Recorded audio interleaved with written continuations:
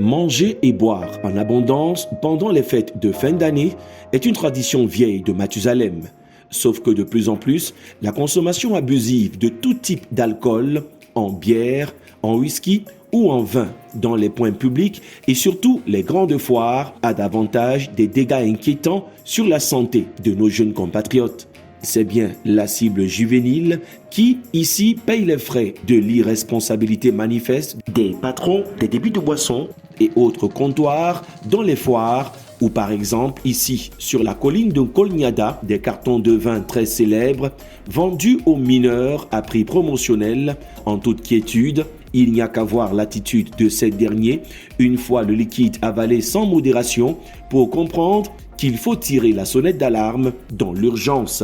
Même les sachets de whisky interdits à la consommation il y a quelque temps sont toujours aussi sollicités pendant ces fêtes de fin d'année quand ce n'est pas des tournées de bière dans les bars à ciel ouvert pour impressionner les amis ou les jeunes filles naïves. L'envie de faire comme les autres et d'intégrer un groupe, tester ses limites face à l'alcool sont autant de causes de l'alcoolisme accéléré de certains jeunes en période de sortie ou de fête entre copains, communément appelé chilling.